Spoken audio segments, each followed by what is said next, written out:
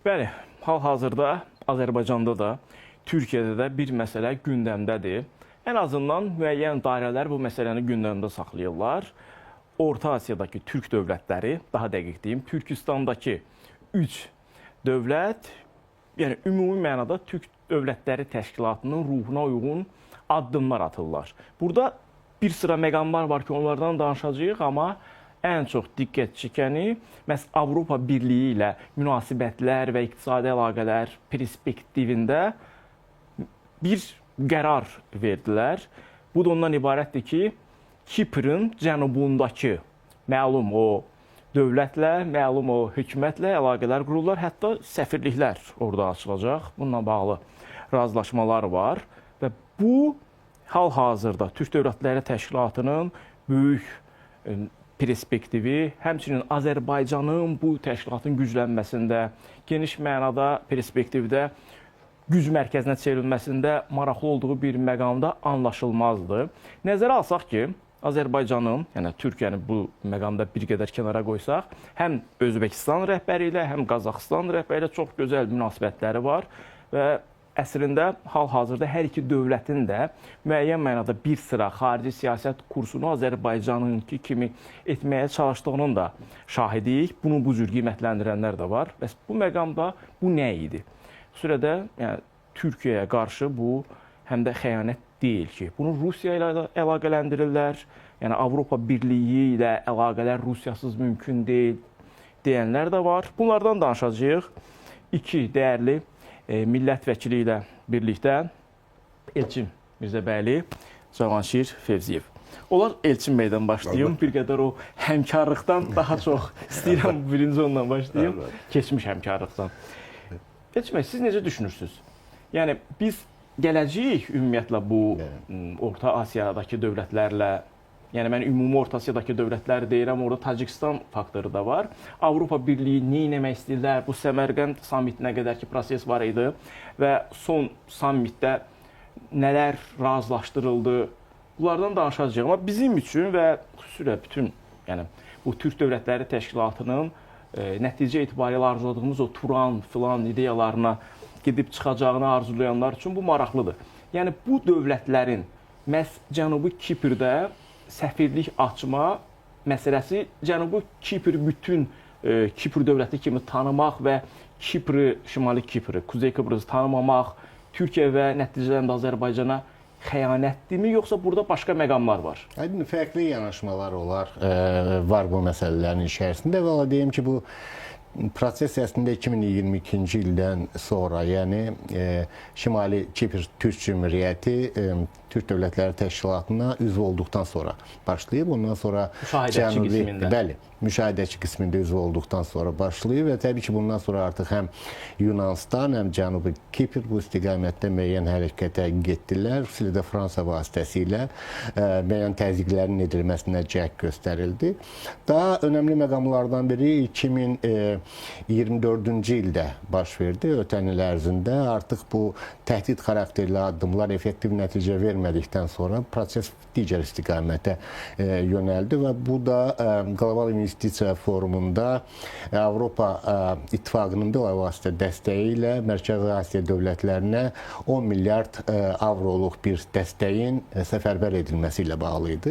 Prosesin indi hansı mərhələdə olduğunu söyləmək çox çətindir, yəni bu daxili proseslərdə, amma mənzərə, açıq mənzərə bununla bağlıdır və digər aspekti təbii ki, Avropa İttifaqı Mərkəzi Asiya sammiti ilə bağlı idi ki, bu sammit ərəfəsində də bəlli olduğu kimi ola bilsin ki, ehtimal ki, həm Yunanistan, həm Cənubi Kipr əsas şərtlərdən biri kimi məhz onlara münasibətdə Mərkəzi Asiya dövlətlərinin münasibətinin dəyişməsi şərtini irəli sürüblər. Bəlli olduğu kimi Avropa İttifaqında Nazirlər Şurasında qərarlar konsensus yolu ilə qəbul olunur. olur. Yəni istənilən formada mərkəzi hakimiyyət orqanlarının, mərkəzi orqanların qəbul etdiyi qərarlar, Avropa Komissiyasının atdığı addımlar təbii ki, Nazirlər Şurasının razılığı ilə bilavasitə həyata keçirilməlidir. Ola bilsin ki, bu faktorda müəyyən qədər rol oynayıb. Cənubi Kiprdə səfirliyi açmaq vacib idimi? Qənaətimə görə ki, yox.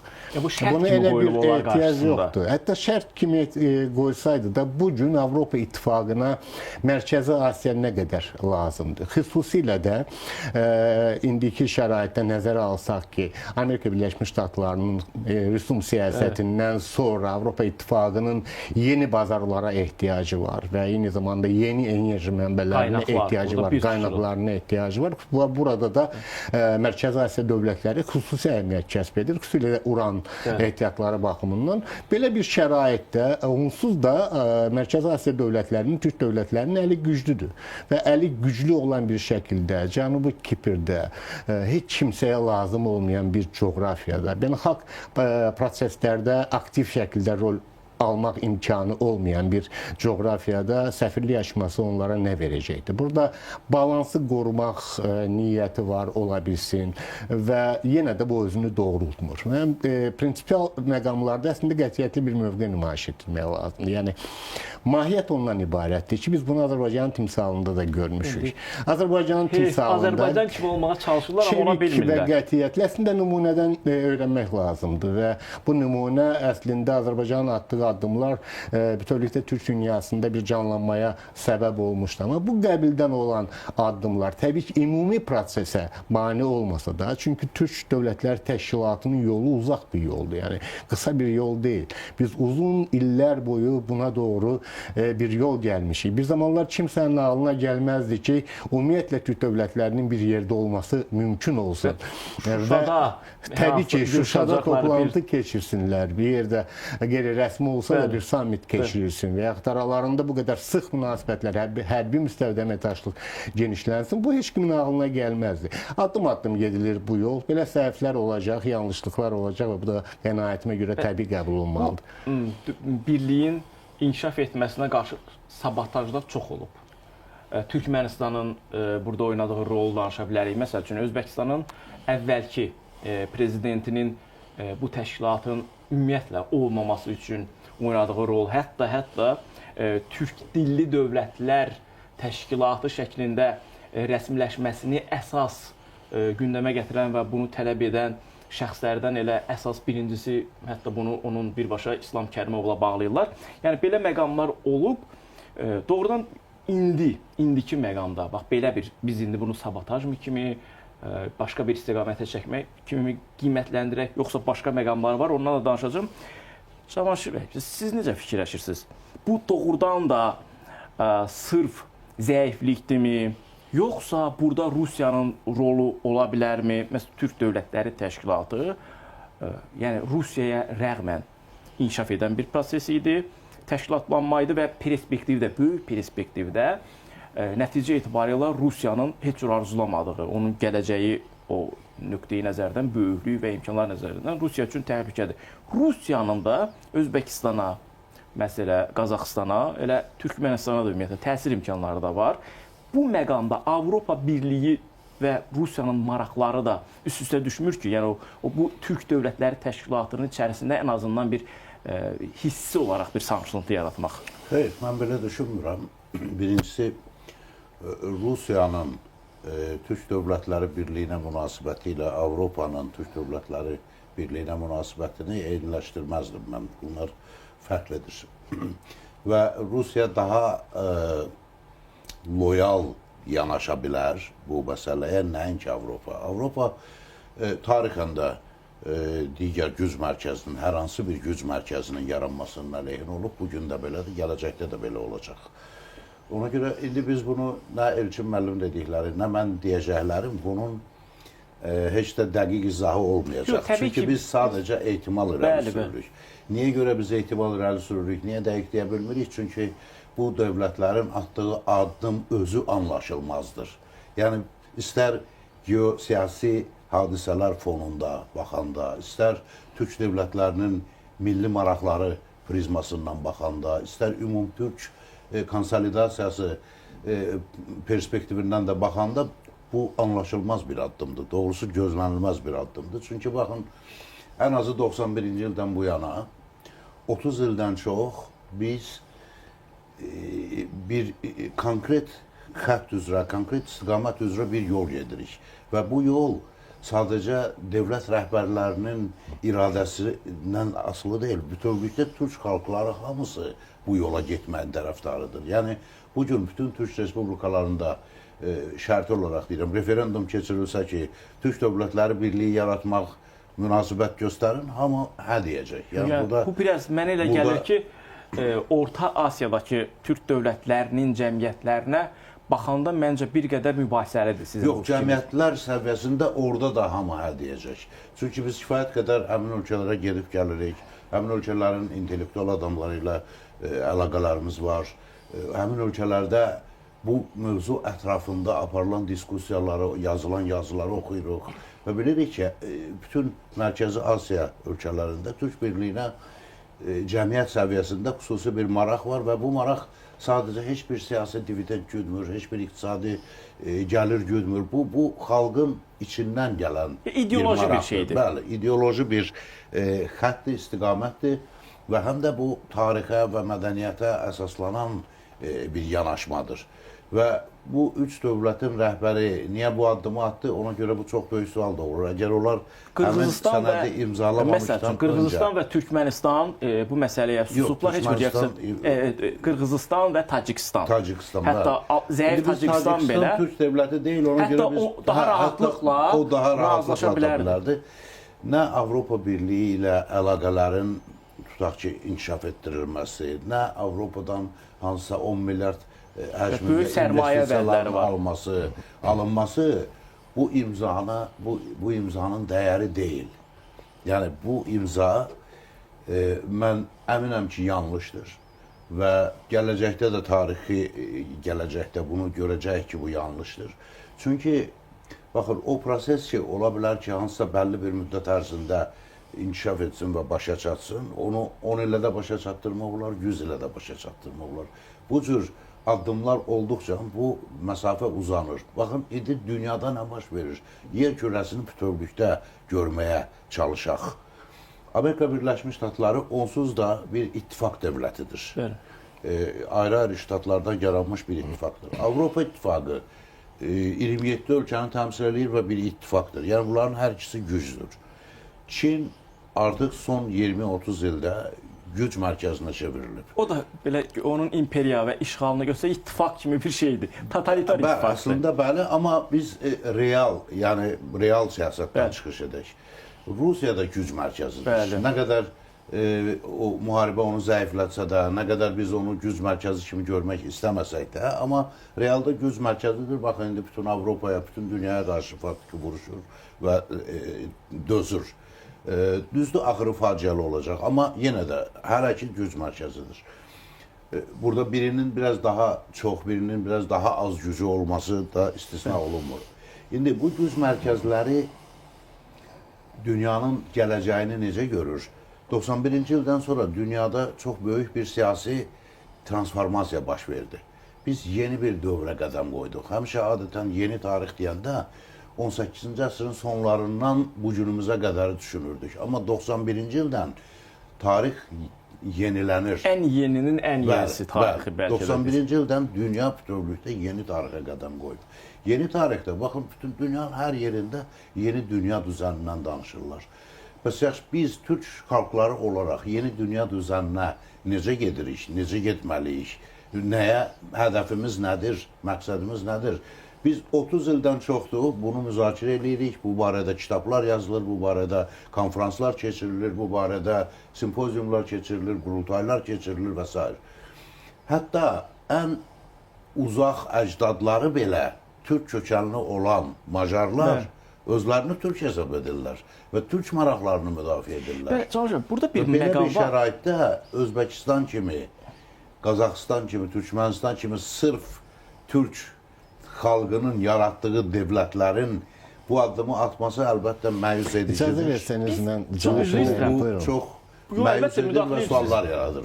Fikirlərini davam elətdirərdim. Bəli, buyurun, Sadəcə buyurun. bəzi məqamlarla bağlı. Təbii ki, bir konspiroloji nəzəriyyələr kontekstindən Bəli, yanaşmaq istəyən rahatdır. məsələyə, bir də Fikir adamları digər kimi- praqmatik kontekstdən bəlli olduğu kimi Rusiyanın özündə də Avrasiyaçılıq nəzəriyyəsinin təməlində Slavyan-Türk Türk-Slavyan birliyi. ittifaqı var. Onlar Slavyan-Türk ittifaqı kontekstindən biz yanaşırlar. tərəfimiz var. Nəzəri baxımından yanaşma fərqlidir. Yəni bizim baxış bucağımızdan Türk Dövlətləri Təşkilatının, Azərbaycanın və digər üzvlərin baxış bucağından əgər bu birlik və gələcəkdə hansısa bir yüksək müstəvidə olacaq əməkdaşlıq, bərabər hüquqlu müstəvidə kimsənin dominantlığı olmadan qəbul olunursa, Rusiyanın baxış bucağında xüsusilə də bu Duginin nəzəri baxışlarına uyğun olaraq Rusiyanın dominantlığı əsasında həyata keçirilir. Yəni fikir ayrılığı əsasən buradadır. Amma nəticə etibarilə hər kəs onu da qəbul edir ki, Türk-Rus birliyi və yaxud hər hansı bir formada əməkdaşlığı nəticə etibarilə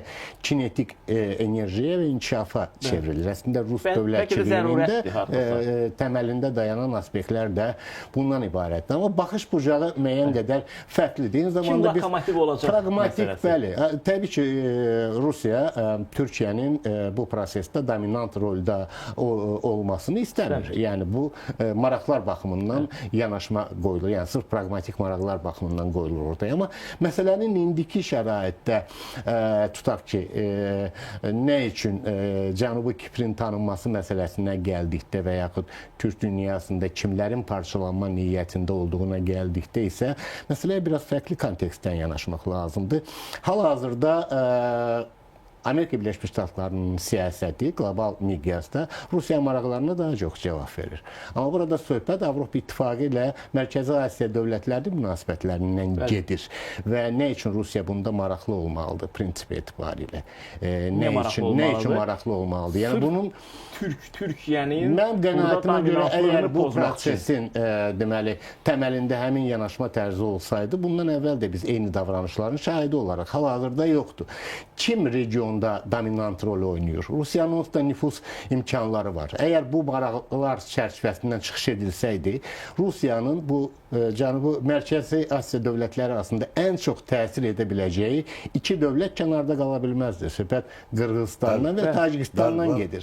Onlar nə üçün kənarda qalırlar? Onlar birinci olmalıdırlar mahiyyət Türkiyədən etibarilə. iqtisadi cəhətdən bu dəqiqə daha çox asılıdır. Çinlə Aydındır, əlaqələr Rusiya yolda. kontekstdə. Amma Qazaxıstan da Tacikistana isə sən sakit dur, hələ ki qarışma, qoy o üçü qarışsın buralarda. Müxtəlif buradan nəzəriyyələr ortaya çıxmaq olar. Əslində oyun nə Qazaxıstan, nə Tacikistan, Türkmənistan deyil. Oyun Türkiyə ətrafındadır. Bəli. Belə baxaq. Əslində mahiyyəti Çünki, çünki əslində Türk dünyasında lider ölkə Türkiyədir. Aydın məsələdir. Və Türkiyə Avropa maraqları son 30 il ərzində həmişə toqquşma rejimində inkişaf eləyir. Və Fransanın Türkiyəyə qarşı, Fransanın Azərbaycana qarşı atdığı addımlar. Məsələ ondadır ki, baxın, bu razılaşma o 10 milyarda dəymir. Yəni 10 milyard elə bir rəqəm deyil ki. 10 milyard və ondan sonra məsələnin burada başqa tərəfi, biz qlobal oyunçulardan, xüsusilə də Mərkəzi Asiya təsir imkanları olan qlobal oyunçulardan birini Çini nəzərə alırıq. Bəli. Çin bir qədər bu məsələdə hələ ki mən əslində Çin bir çox məsələlərdə neytral görünür məsələlərə. Amma nə qədər neytraldır? Yəni prosesin yanaşma üslubu var. Bəziləri tutaq ki, geosiyasi mübarizədə hibrid savaş elementlərindən istifadə edirlər, yumuşaq gücdən istifadə edirlər və yaxud da hərbi təzyiqlərdən və s. bu aspektlərdən. Çinin yanaşma tərzi investisiyalardandır. Mərkəzi Asiyada özünün sərmayələrini artırmaqla, investisiyalarını artırmaqla tamam çox nəzarət altına keçirməyə çalışır. Bu kontekstdən də məsələyə yanaşmaq 10 dəqiqə sonra gəlmək istədiyim məqama siz indi gəldiniz. Tam da məncə yaxşı bir məqamda gəldik. Biz çox gözəl başa düşürük ki, geosiyasi kontekstdə, yəni böyük qlobal çapda Türk Dövlətləri Təşkilatının formalaşması, nəticə etibarilə onun müəyyən mənada bir gücə çevrilməsi həm də ona görə arzulanır ki, məsələyə qərb perspektivindən baxanda, məsələn, Amerika Birləşmiş Ştatları, Britaniya, bu nəticə etibarilə Çinlə həm də... Amma qərb vahid deyil. İndi Avropa İttifaqı ilə Çinin maraqları daha çox üstə düşür. Mən də onu demək istəyirəm ki, əslində burada oyun pozuculuq, Türk dövlətlərinin birləşməyi və bir alternativ gücə çevrilməyi və burada Türkiyə faktoru olması, yəni sərmayə etibarıyla da bugün Qırğızistan da, Özbəkistan da, Qazaxıstan da daha çox Çin sərmayəsinin təsirindədir. Tacikistan ümumiyyətlə demirəm, alıblar deyilənə görə oraları. Və burada oyun pozan tərəfin Çin olma ehtimalı daha çox böyükdür. Siz hər ikiniz məsələnin Kipr məsələsində biz bundan çıxış eləyərək mövzudan danışırsınız. Təbii ki, bu bizim həssas yerimizdir. Amma nə üçün ondan danışırıq? Səbəbi çox sadədir. Çünki Kipr məsələsi birbaşa Türkiyəyə təsir edir. Birbaşa Türkiyədə bu məqamda həm də Azərbaycanı Şübhəsiz, o müasir ifadə ilə desək, Azərbaycanın apardığı siyasəti və bu prosesdəki o lokomotiv rolunu bir də məsələn Azərbaycan dövlətinin şüarçı siyasəti yoxdur. Amma bu yeganə məsələdir ki, bizim dövlət başçımız ona xas olmayan bir şüar belə işlədibdir ki, bizim bir evimiz var, Türk birliyi filan. Yəni bu baxımdan hər üç dövlətin davranışı bu müasir ifadə nədir və trollamağa bənzəyir. Yəni sözün əsl mənasında bir sabotaj, biraz ciddi bir şeydir nəticəsi. Amma trollamaq da ən azından müəyyən qərb mediası artıq bunu tirajlayır. Mənə elə gəlir ki, bəlkə də bu da yanlış fikirdir. Mən istəyirəm siz də bu haqda fikir bildirəsiniz. Bəlkə də burada əvvəl razılaşdırma var üzdə görünməyən. Niyə görə? Çünki bu Türk Dövlətləri Təşkilatının həm də bir gücə çevrilmə və həm də nəticə etibarı müəyyən resursların Avropa Birliyi dövlətlərinə çatdırılması üçün Zəngəzur dəhlizi məsələsi var. Yəni bu hamısı kompleks halında götürüləndə, yəni düzdür, indi biz bunu ilk baxışda belə görürük. Bəlkə bir müddətdən sonra bu dövlətlər ilə Şimali Kiprdə də səfirlik açacaqlar. Yəni bunu siz bu cür görürsünüzmü? Yox. Mən biraz istəyirəm arzuladığım kimi görün məsələni. Siz arzuladığınız kimi görməyə çalışırsınız, amma bu belə deyil. Niyə? Çünki baxın, orada əslində Avropa İttifaqı Mərkəzi Asiya sammiti keçirilir və bunun vaxtı ilə BMT-nin Kipr Respublikası ilə bağlı qəbul etdiyi qətnamələrə qətiyyən anlam plan demirəm. Orada adı çəkilən bəndlər. O bəndlərə bu görüşün məzmununun, mövzusunun qətiyyən aidiyyatı yoxdur. Yəni bu kənardan 2 dənə bənd gətirilib bu Orta Asiya Avropa sammitinin yekun bəyannaməsinə salınıb. Bu açıq-aşkar görünür ki, bu bir qərəzli şəkildə, yəni öncədən düşünülmüş şəkildə bu Avropa İttifaqının Türkiyə və Azərbaycana qarşı oynadığı oyunda qalibiyyətidir. Bunu etiraf eləməliyik, nə qədər acı da olsa. Və ən azından biz bundan danışırıqsa, bu formada məyus şəkildə. Baxın, başqa bir şey var. Siz Çindən danışdınız. Bu Mərkəzi Asiya ölkələri bu günə qədər Çinin təsirindən özlərini müəyyən mənada neytral saxlaya biliblər, müəyyən məsafədə saxlaya biliblər. Çinin məsələn Afrikada və hətta Avropada yatırtdığı, hətta Amerika qitəsində yatırtdığı vəsaitlər Mərkəzi Asiyada yatırtdığından 10 dəfələrlə çoxdur. Yəni Mərkəzi Asiya Respublikaları bu 30 il ərzində amma strateji istiqamətlərə deyil. Yəni orada daha çox müstəqilliklərini kifayət qədər qoruyub saxlaya bilmişdilər. Tacikistanla Qırğızistan bu məsələdə məncə sizin dediyiniz kontekstdə istisnadır. Onlarda Çinin Qırğızistan və Tacikistanın daha çox əlaqələri var Çinlə. Amma çünki onlar ən kasıb ölkələrdir Mərkəzi Asiyanın. Heç kim orada sərmayə qoymur, nə Rusiya, nə Avropa İttifaqı, nə biz, təəssüf ki. Və nəticədə nə olur? Onların başqa çıxış yolu qalmır. Ona görə onlar Çinlə əməkdaşlıq eləməyə və birtəhər idarə eləməyə ölkəni məcburdular. Amma Özbəkistan çox zəngin ölkədir, Qazaxıstan çox zəngin ölkədir, Türkmənistan çox zəngin ölkədir. Əslində bizim bugünə qədər yazdıqlarımızda biz nəyi təkid edirdik? Türkiyədə, Azərbaycanda, Qazaxıstanda, digər ölkələrdə, Qırğızistanda, Türkmenistanda, Özbəkistanda investisiyalarını yatırmalıdırlar ki, biz qarşılıqlı investisiya qoymaqla... Özbəkistana son vaxtlar bu baxımdan çox ciddi son bir neçə ildə əlbəttə bu aktivləşib artıq. Əvvəlki axı... Bu çox vacib faktor. Əvvəlki prezident buna şərait də yaratmırdı. Qarşılıqlı investisiyalar həm də qarşılıqlı asıllıq yaradır. Baxın, bunlar hətta bu iki bəndi qəbul etməsəydi belə, bu Türk ölkələri Kipr Respublikasında səfirlik açmasaydı belə, yenə Avropa İttifaqının onlara ehtiyacı var. İstisnası olaraq. Yəni, mənalı. Əlləri daha güclüdür. Bax, burada siz, bir yaxşı bir məqama gəldiniz. Makron və Makronun Azərbaycan və Türkiyə tərəfdən yeri gələndə burnunun əzilməsi, xüsusilə də bu Afrikada. Yəni burada sanki bir Makron və onun ətrafında Almaniya baş nazirinin də adını çəkə bilərik burada, kanslerinin baş naziri. Yəni sanki burada sırf bir qisasçılıq üçün ən azından ictimai qaydada biz danışaq deyə bunu bir şərt kimi mütləq və mütləq Suyu qoyurlar. bulandırmaq Yox, suyu niyyəti. bulandırmaq. Bu hadisə, bu tədbir Avropa İttifaqının tədbiridir. Yəni ayrılıqda nə Almaniyanın, nə Fransanın Mən deyil. ikisinin Amma onların da maraqlarını özündə etibar eləyir. Əslində Fransa öz özlüyündə ayrı-ayrılıqda nə qədər Mərkəzi Asiya ölkələri uğrunda mübarizə aparsa o heç vaxt qalib gələ bilməz ayrılıqda. Almaniya da o şəkildə. Amma Avropa İttifaqı olaraq ona görə də onlar Avropa İttifaqı vasitəsilə bu tədbiri Cəşim müəllim, sözünüzün qüvvəti Fransa buna cəhd etdi. Bəli, bir dəfə Yəni bir dəfə, tək başına cəhd göstərdi, bir effektiv nəticə bir kruk aldı. vurdu, getdi Bəli, Suyu süzülə Sonra süzülə Özbəkcə də danışdılar. Özbəkcə də danışdı, amma nəticəsi var. Burada nə qədər bizə rəqib tərəf olsa da biz müsbət olanı müsbət kimi deməliyik də.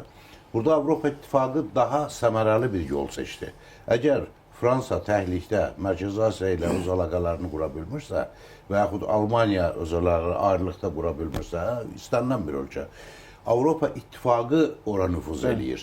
Bəs biz niyə Türk İttifaqını yaratmaq istəyirik? Və elə bizim məqsədimiz olmaq üçün. Baxın, Vətən müharibəsinə qədər Türk dövlətlərinin ehtiyatlı davranmasını, nə bilim, bizim maraqlarımızı açıq-aşkar və uca səslə dəstəkləmədiyini başa düşə bilərdik. Bəli, düz. Və başa düşürdük də və ona görə də onu adekvat qəbul eləyirdik.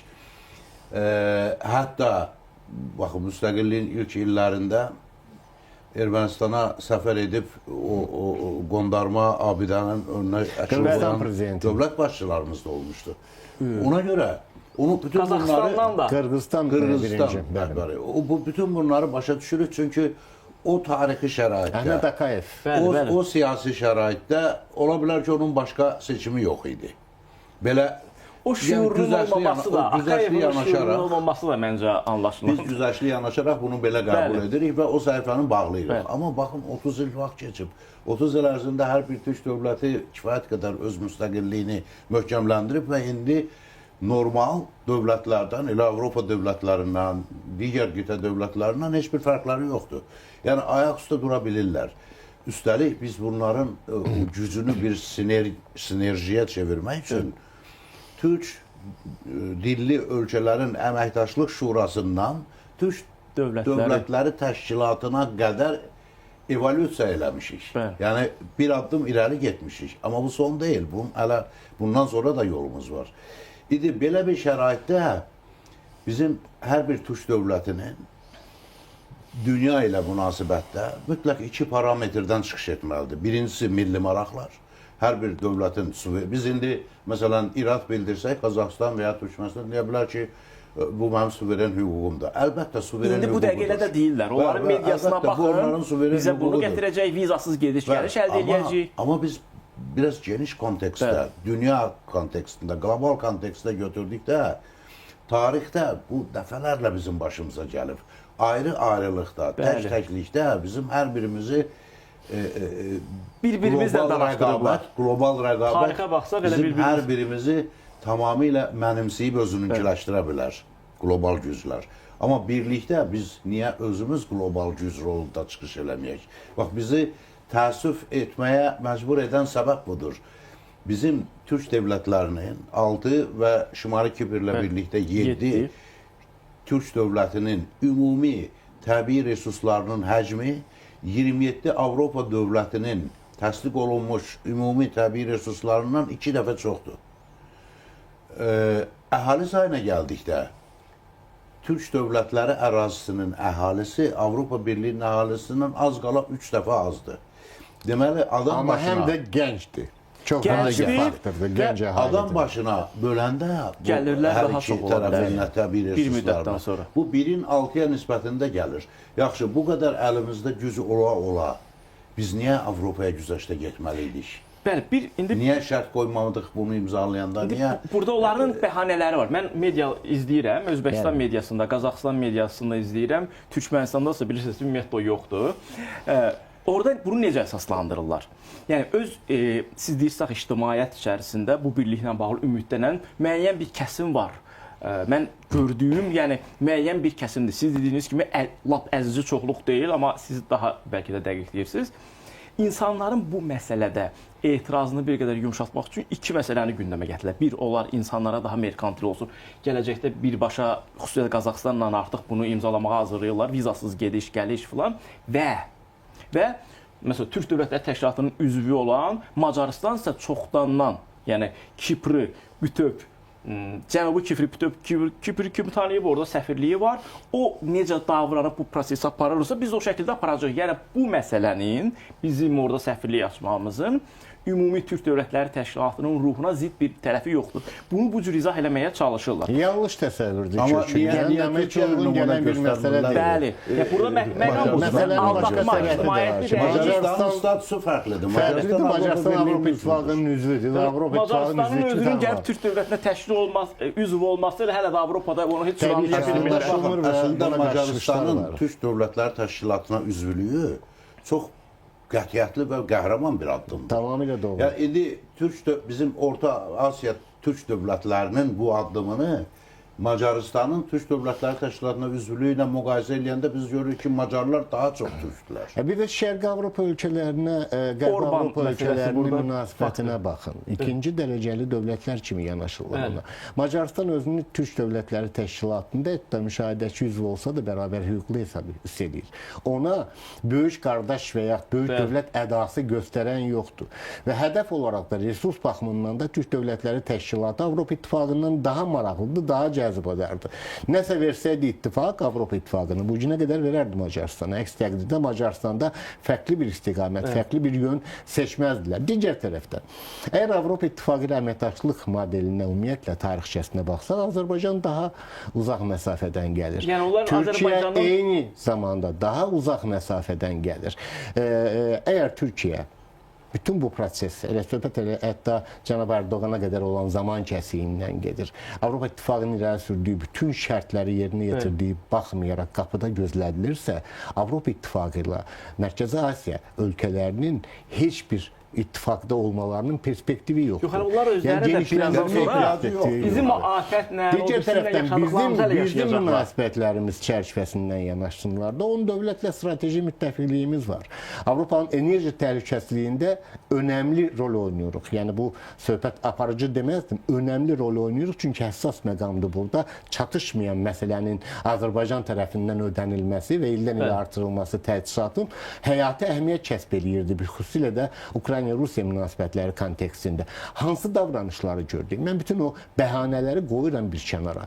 Azərbaycanın ərazi bütövlüyünə münasibətdə hansı davranışları gördük? Elə bu kontekstdə də əgər bir var ki, biz özümüzdə istehsal etdiyimiz Azərbaycan qazını Avropaya təqdim edirik, satırıq. Bir də var ki, bütövlükdə Türk Dövlətləri Təşkilatı bütün resurslarını birlikdə təşkilatın mənafeyinə və potensialına uyğun şəkildə daha səmərəli şəkildə Avropaya sata bilər və Avropadan əvəzində daha çox şey qazana bilər. Baxın, bu 1000 illər tarix keçib, bizim bəzi ölkələrin siyasətçiləri hələ bunu özləri üçün ayırd edib, ondan bir nəticə çıxartmayıblar.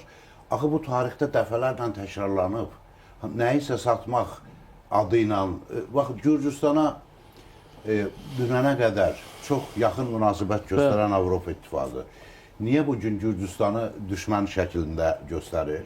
Çünki işğal eləyə bilmədi Gürcüstanı. Bizə qarşı münasibətdə neçə il, 30 ildir biz Avropa ilə əməkdaşlıq edirik. Baxın, hansı mərhələlərdən keçmişik, hansı oyunlardan çıxıblar bizə qarşı. Yaxşı, bu nümunələr bəyən Mərkəzi Asiya Respublikaları üçün dərs deyil. Bunlardan nəticə çıxartmaq olmazdı. Bunun siyasi tərəfləri də var da. Yəni bizim bu 30 illik münasibətlərdə onlardan bizə qarşı hansı təzyiqlər, buradakı ictimai siyasi proseslərə təsir cəhdi onlar necə eləyəcəklər bunu? Amma Avropa İttifaqının Mərkəzi Asiya dövlətlərinə təzyiq eləmək şansı da qat-qat azdır. Yəni ümumiyyətlə yoxdur deyərdim. Yəni o baxımdan deyirsiniz ki, onlar rahatdırlar da. Yəni sabah deməyəcəklər ki, siz falan indekslərdə, falan yerdəsiz. Türkiyəyə, Gürcüstana bizə edilən təzyiq Mərkəzi Asiya dövlətlərinə edilə bilməz. Çünki həm məsafət cəhətdən çox uzaqdılar, həm mental cəhətdən Avropa İttifaqı ilə Mərkəzi Asiya çox bir-birindən fərqlidir, həm də ümumiyyətlə Avropanın Mərkəzi Asiyada bizdəki qədər dayağı yoxdur. Qazaxıstanda nisbətən Qazaxıstanda digərlərinə biraz baxanda kosmopolit cəmiyyət olduğunu nəzərə alaraq, amma orada da Rusiya ona yol verməz. Yəni ona görə hər bir türk dövləti ayrı-ayrılıqda heç vaxt güclü olub, nə Avropa İttifaqı ilə, nə Amerika ilə, nə Çinlə, nə Rusiya ilə əməkdaşlıqdan heç nə yaxşı əldə edə bilməz. Ancaq o şərtlər daxilində bizim dünya ilə əməkdaşlığımız səmərəli ola bilər ki, biz özümüz birlik şəklində, güc şəklində, güc mərkəzi şəklində həm ticarətimizi o şəkildə aparmalıyıq, həm siyasətimizi o şəkildə aparmalıyıq, həm iqtisadi münasibətlərimizi birlik paradigmasından çıxış edərək qurmalıyıq. Deməli, onlar bu birliyi perspektivli və özlərini o perspektivdə görmürlər. Mən necə Türkmənistana... Və yaxud başqa cür görürlər. Və yaxud da ki, mən dediyim kimi, bax, onların o ictimaiyyətlərinə, media vasitəsilə izah etməyə çalışdıqları ki var, Macarıstanın mövqeyi necədir? Həm Avropa Birliyinin içindədir, Türk Dövlətləri Təşkilatından da bir perspektivə yola çıxıb.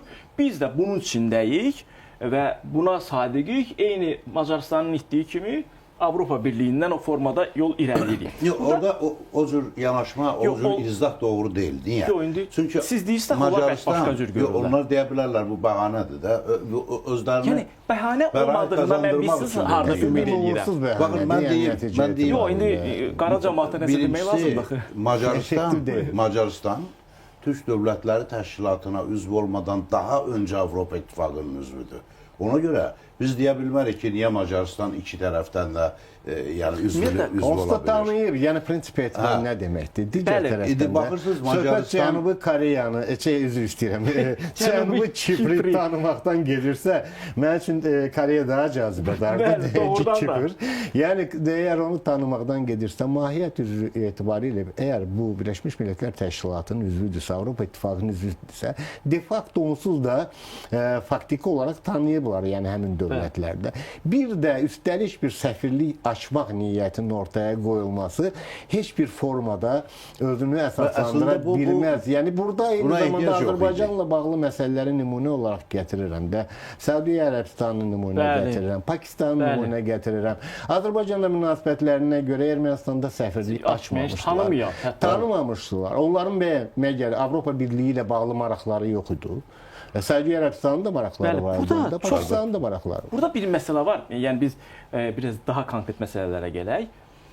Bax, burada o dövlətlər biz Kiprdə səfirlik açmaqla onu ümumi bir dövlət kimi tanımırıq. Bunun üstündən keçirlər. Yəni, tanıyırıq da demirlər. Artıq onu deyə bilməz ki, tanımırıq. Və burada bir məqam var.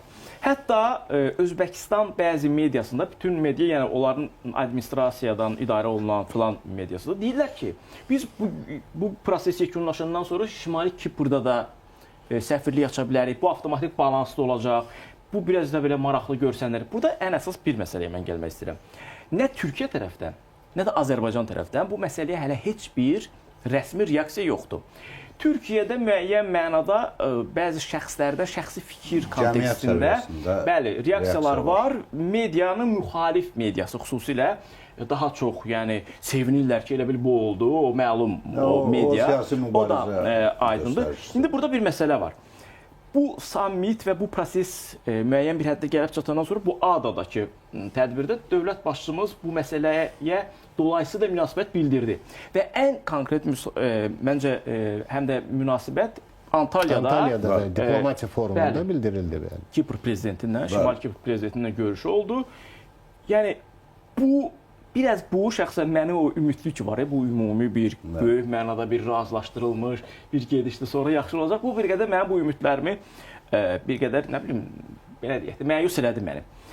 Elçimək, sizdən bu məsələyə Türkiyə tərəfinin də rəsmi şəkildə, Azərbaycanın da rəsmi şəkildə susması hələ birbaşa səfirliklərin açılmaması ilə əlaqəlidir, yoxsa hələ onlarla bir şəkildə hansısa formada yenə bir dil tapmağa çalışılır? Bütün hallarda biz məsələnin alt qatını bilmirik. Amma biz ümumi cəmiyyətlərin reaksiyalarını, dolayısıyla rəsmilərin reaksiyalarını, medianın xüsusilə də informasiya malik olan Türkiyə mediasının reaksiyasını, konkret olaraq dövlət qurumları ilə nəzərə alsaq, qənaətimə görə ortalıqda razılaşma yoxdur. Ola bilsin ki, hansısa diplomatik kanallarla məlumat verilib bununla bağlı. Amma məlumat verilib, amma razılaşma tərəfinin, digər tərəflərin bununla razılaşması və yaxud buna hə deməsi qənaətimə görə indiki halda verilən açıqlamalardan görünmür. Yəni bu qənaətimə görə ortalıqda hansı bir razılaşma yoxdur. Bax, o sammit var, o sammitdə gəlinən razılaşmalar, xüsusilə də ki, oradakı resursların Avropaya daşınması filan nəticə itibarilə bu Azərbaycansız mümkün olmayacaq. Biz bunu əvvəlcədən də bəyan etmişdik. Azərbaycan tərəfi dəfələrlə bildirilib. Xüsusilə də Fransanın Mərkəzi Asiya istiqamətindəki cəhdlərindən sonra xüsusilə də uran daşınması ilə bağlı. Bilirsiniz də Fransanın deməli elektrik enerjisi 75% deməli atom elektrik stansiyalarından ayrılır və bir hissədə Avropa İttifaqına olan ölkələrə də öhdəlikləri var onunla bağlı. Nigerdən və digər ölkələrdən uranla bağlı əl üzüldükdən sonra üzünü tutdu Mərkəzi Asiyaya. İndi bu uranın bəlli olduğu kimi daşınma imkanları ancaq Azərbaycan özəlindəndir. Yəni bu hava yolu ilə daşına bilməz.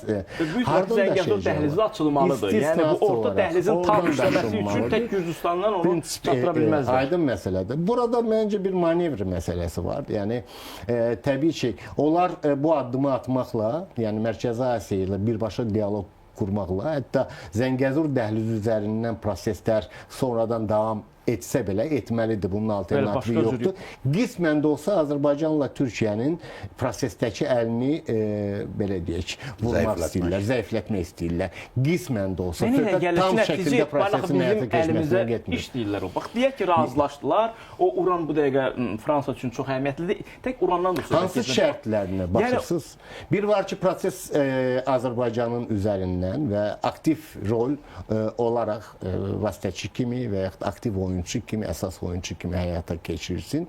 Bir var ki, birbaşa dialoq vasitəsi ilə, birbaşa ünsiyyət vasitəsi ilə həyata keçirsin. Azərbaycan bu prosesin içərisində sadəcə tranzit ölkə rolunu oynasın. Bunlar tamamilə ayrı-ayrı yanaşmalardır. Canışım, iqtisadi məsələlərlə bağlı məsələ. Ona görə də bu kimi əməkdaşlıq razılaşdırılmış şəkildə olmalıdır və Türk Dövlətləri Təşkilatı məhz o platformadır ki, bu platformada biz ümumi maraqlarımızı razılaşdırmalıyıq. Əgər digər Türk dövlətlərinin maraqlarına uyğun olmayan hər hansı bir əməkdaşlıq forması meydana çıxırsa, diskusiya masasına gəlirsə, mütləq Türk ölkələri bir-biri ilə bunu razılaşdırmalıdır, məsləhətləşməlidir və ona görə də biz Türk Dövlətləri Təşkilatındayıq, bir təşkilatdayıq, bir masa arxasındayıq. Digər tərəfdən imzalanmış müqavilələr var qarşılıqlı şəkildə və orada bəlli olduğu kimi öhdəliklər və öhdəliklərin içərisində xarici siyasətlə bağlı məsləhətləşmələrin alınması yer alır. Yəni Azərbaycanla Türkiyənin qədər deyil, onlar da var. Ən azından Özbəkistan burada daha çox maraqlı kimi görsənir indiyənə qədər. O qədər olmasa da, amma həmin anlaşmaların içərisində həmin müddəalar var. İstənilən halda hər hansı bir iqtisadi razılaşma bu siyasi əhəmiyyət kəsb edən bu məsələnin orada bu anlaşmanın içərisində olub-olmamasından asılı deyil. Tutaq ki, Türk dövlətləri, Asiyanın, Türkistanın dövlətləri bundan imtina etsəydilər bu iki bənddən. Bu o demək deyil ki, Avropa 10 milyon sərmayə yönəltməyəcəkdi və yaxud 10 milyar. Və 10 milyon kimi bir şeydir bu boyda. Əlbəttə, yəni Mərkəzi Asiya miqyasında ona baxanda o elə çox böyük bir pul deyil. Tək Azərbaycan Türkiyəyə 20 milyard təxminən vəsait yatırıbdır. 10 milyard 5 ölkə üçün nədir ki? Ona görə deyirəm ki, bu iki bəndin orada olması heç də yəni zərurət deyildir. Bax, bu məsələyə gəlin belə baxaq. Elə bilin ki, o Kipr məsələsi yoxdur. Yəni o iki bəndə etiraz ediblər. Və əslində bu olmadığı təqdirdə proses Ümumi Türk Dövlətləri Təşkilatının maraqlarına zidd deyil axı. O olmadığı təqdirdə zidd deyil.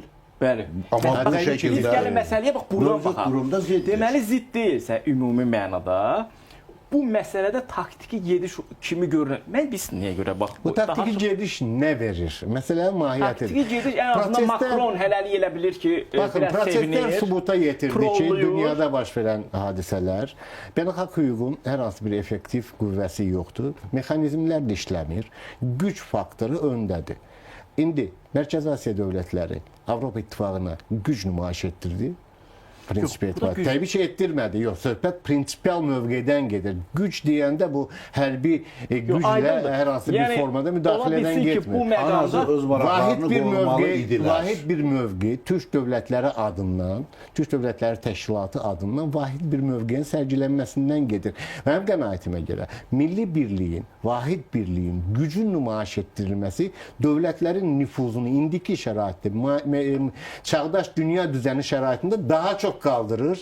Nəinki geriyə çəkilmə və yumşaq siyasət yürütmə. Sizin hər ikinizə nəticəsi yoxdur. Çox peşəkar və təcrübəli hər iki şəxsə qulaq asarsa, məndə burada hansısa formada ümumi şəkildə koordinasiyalı və razılaşdırılmış bir prosesin şahidi olduğumuza inamım ki var. Mənim bu daha da möhkəmlənir. Niyə?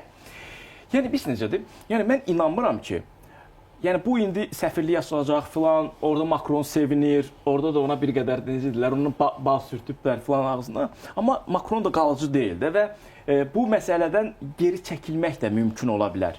Və xüsusilə də yəni bizim dövlətin bu prosesdəki mövqeyi, yəni siz nə qədər razılaşırsınızsa razılaşın, o keçiddə imkan verməsə, ya elə ya belə. Yəni bu alınmayacaq bir şeydir ümumi mənada. Yəni Ukraynadakı hələ ki məlum deyil axırı nə olacaq. Yəni o tərəfdən də əgər bunlar əlaqə qurmaq istəyirlərsə, demək ki, burada bir ümumi üzdə razı görünməyək, amma bir prosesə başladaq. Nəticə o bizim Türk Dövlətləri Təşkilatının inkişafına gətirib çıxaracaq. İndi bax bu həm də bir məsələni gətirir. Onunla paralel Azərbaycanın Kiprla bağlı ənənəvi yanaşması dövlət başçılığı səviyyəsində daha da intensivləşib. Buna əks cavab olaraq hər ikinizdən əvvəlcə buna qısa-qısa cavab almaq istəyirəm, sonra bunu inkişaf elətdirəcəm. Bu gedişata cavab olaraq Azərbaycan Kipr müstəqilliyini tanıya bilərmi? Yəni faktiki olaraq tanıyıb bunu de euro səviyyəyə qaldırmaq lazımdır. Buna bu proseslər fonunda necə baxırsınız? Azərbaycan keçən il parlament səviyyəsində faktiki olaraq Şimali Kipr Türk Cumhuriyyətini tanıyıb. Yəni parlament Şimali Kiprin məclisi ilə birbaşa işçi qrup, parlamentlər arası işçi qrup yaradıb və həmin işçi qrup da analoji qrupla, Şimali Kiprdən olan analoji qrupla öz əməkdaşlığını davam elətdirir. Dövlət səviyyəsində tanınması üçün müəyyən yol keçmək şübhəsizdir, lazımdır. Məncə yolun hamısını keçmişik yaxında. Yox. Yəni, baxın, indiyə kimi niyə biz ümumiyyətlə Şimali Kiprin adını çəkmirdik? Nə qədər ki, Qarabağ problemi həll olunmamışdı. Qarabağ problemi həll olunub. İndi biz daha, necə deyərlər, cəsarətli şəkildə, qlobal səviyyədə, hələ də həllini tapmamış problemlərdə iştirak etməyə çalışırıq. Bu Elçin bəyin də fikrini öyrənim. O bizim hələ də o getməli olduğumuz yol nədir, ona gələk. Bizim baxış bucağımız nədən ibarətdir? Baxın, birbaşa tanıyırıq, yəni rəsmi şəkildə elan etdik və beynəlxalq digər oyunçularla, hansılar ki, əks prosesin tərəfdarıdırlar, yaxud neytral qalıblar, bütün əlaqələr bu müstəvidə quruldu. Azərbaycanın hədəfi Şimali Kipr Türk Cumhuriyyətinin beynəlxalq səviyyədə tanınmasıdır. Bu hədəfə doğru getmək üçün də daha ehtiyatlı, daha strateji bir davranış ortaya qoyur. Həm dəstəkləyir, müdafiə edir, amma onun hüquqlarının beynəlxalq səviyyədə tanınmasına cəhd göstərir ki, qənaətimə görə bu birbaşa tanımaqdan daha vacib faktor. Kosovanın tanınması necə baş verdi? Əvvəlcə Amerika Birləşmiş Ştatları tanıdı. Amerika Birləşmiş Ştatlarının xahişi və göstərişi ilə təxminən bir 10 ölkədə onu tanıdı və artıq BMT də tanıdı. Burada Kosova məsələsiyə biraz fərqli yanaşmaq lazımdır. Mən bir president olaraq deyirəm, yəni tanınma prosesinin nəticəsinə... Yox, burada başqa bir məqam da var. Mən deyirik, bir gediləsi bir yol var. Burada Türkiyənin mövqeyi ilk öncə vacibdir. Niyə görə? Türkiyənin özünün belə Kipr məsələsində mövqeyi konkret deyil. Siz bilirsiniz, Türkiyədə kulislərdə, yəqin ki, bu haqda mediada da və hətta önəmli siyasətçilər də buna danışırlar. Bir müddətdən sonra Kiprın Naxçıvan Muxtar Respublikası formasında Türkiyə bağlanmasının məsələsi var ciddi şəkildə. Yəni, bu danışırlar. bununla bağlı Hakan Fidanın da yəni bir ifadəsi olmuşdu ki, bu o deməkdir. Sonra Türkiyə biz Kıbrısı elan eləmişik, çünki oradakı türkləri qırırdılar, qəbul eləmirdilər.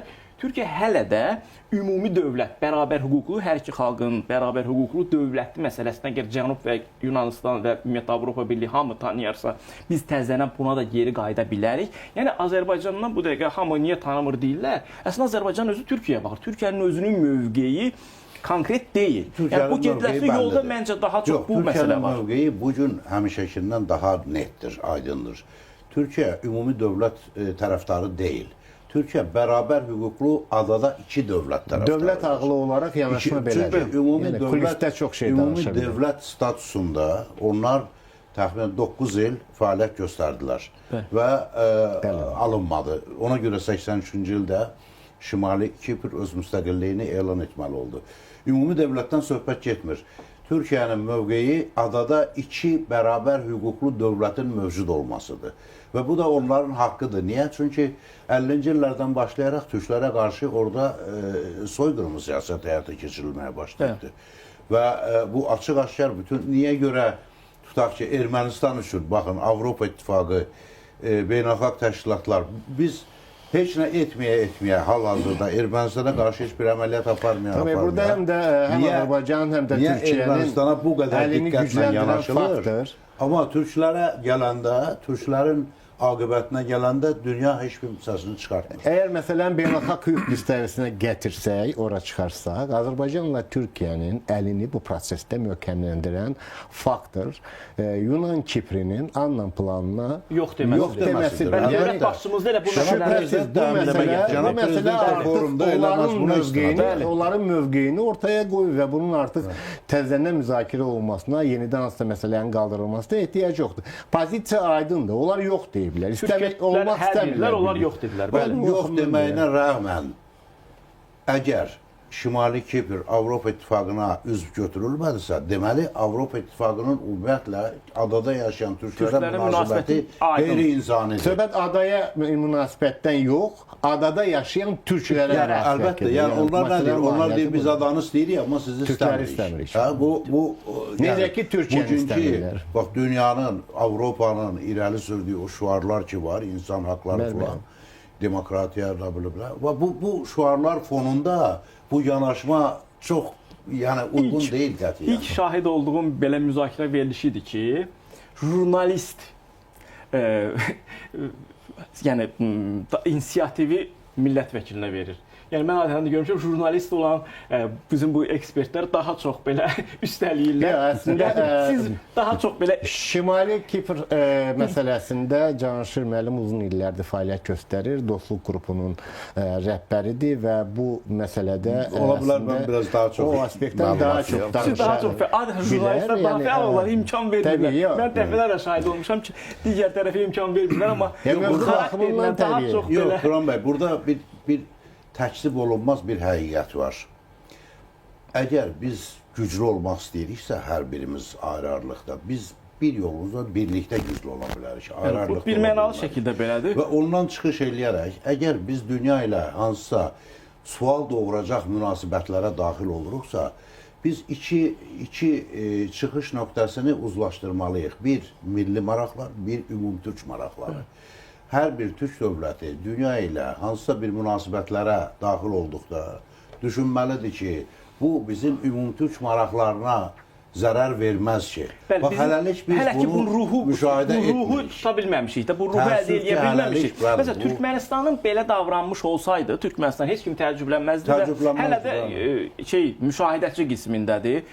Dövlətlərini olaraq qararsız, yəni belə deyək, neytral dövlət elan ediblər, amma maşallah hər yerə də qoşulurlar. Yəni bir başa düşmürük. Ümumiyyətlə dövlətin özünün siyasi sistemi baxırıq, nə konstitusiyalı monarxiyadır, nə respublikadır, nədir? O vaxt əvvəlki Türkmənbaşı deyir deyə bizimki Oğuz Xaqanın dövlət idarəçiliyidir falan. Bəli, hər kəs yorğanın üzərinə çəkmək istəyirdi. Yəni mən birinciyəm. Yəni bu baxımdan biz ruhu hələ o ümumi ruhu falan tuta bilməmişik. Bu var. Və mən bu məsələdə Şəfqət Mirzəyevin özünə nümunə götürdüyü İlham Əliyevin getdiyi o yola bu və ya başqa şəkildə nə bilim daş tökməyini qəbul edə bilmirəm. İnana bilmirəm ki, o bunu eləyə bilər. Yəni burada razılaşdırılmamış, biraz mənə səbr elə qoy Makronun könlü xoş olsun. Yəni bunun belə ola biləcəyinə mən nə bilim ümiddən də əlavə dediyim kimi prosesi də izləyəndə mənə belə gəlir. Mahiyyətini heç kim bilmir. Bəli, doğrudan da. Şövkət Mirziyyevin sammitdən sonra cənab prezidentə telefon zəngi etməsi, ona görə mən bunu xüsusi vurğulayıram. Bir sıra məqamlarla bağlı təbii ki, sonraki proseslərdə uzlaşdırmanın nəzərə alınması kimi qəbul oluna bilər. Amma prosesin təməlində uzlaşdırılmanın olmadığı da açıqlamalardan görülür. Bunu da nəzərə almaq lazımdır. Hər halda qənaətimə görə biz daha strateji düşünməliyik. Bəli, nəzərə almaq lazımdır ki, Mərkəzi Asiyada o ideoloji mühit ki var Azərbaycanda və Türkiyədə formalaşıb uzun illərdən bəri. Əslində Türk Dövlətləri Təşkilatının mövcudluğunun təməlini təşkil edən nədir? Təşkil edən Azərbaycanla Türkiyənin birgə həyata keçirdiyi layihələrin cazibədarlığıdır və Azərbaycanın qələbəsi nəticəsində yaranan o möhtəşəm qələbənin yaratdığı cazibədarlıqdır, təhlükəsizlik mexanizmləri. Düşünürəm ki, bu faktorlar daha önəmlidir. O baxımdan da gələcəyə biraz inamla baxmaq lazım. Bəli, ona görə də mən bax bu cür məsələləri də göz önündə tutaraq tarixi bir şansın yarandığını, geosiyasi nöqteyi nəzərdən də baş verən proseslərin Türk birliyini, hətta bəzən də labüd etdiyini də düşünərək və burada xüsusilə də həm o Orta Asiyadakı o Türk dövlətlərinin Avropa Birliyi və digər ümumiyyətlə Qərb dünyası ilə inteqrasiyasında Azərbaycanın və xüsusilə də Türkiyənin könlünə dəyərək nəsə addım ata biləcəklərinin bir perspektiv vəd etmədiyini də anlayaraq ümid edirəm ki, razılaşdırılıb və yaxın vaxtlarda tam fərqli gedişatın şahidi olacaq. Hətta bəlkə onlar eyni anda Şimali Kipra səfirlik falan da açacaqlar, bu haqda da danışacaqlar. Bəli, yaşayıb görəcəyik. Doğrudan da əziz tamaşaçılar, maraqlı məqamdır, xüsusilə də bizim o ümidlərimizin xüsusilə o cuşa gəldiyi məqamda bu hadisənin baş verməyi, yəni bəlkə də geniş mənada danışacağımız başqa şeylər var idi, amma bu səfirlik məsələsi və Cənubi Kipri ümumi Kipr hökuməti kimi, dövləti kimi tanıma cəhdi bizə çoxlu suallar verməyə əsas verir. Növbəti verilişlərdə bəlkə də yenidən buna qayıtdıq. Hələlik.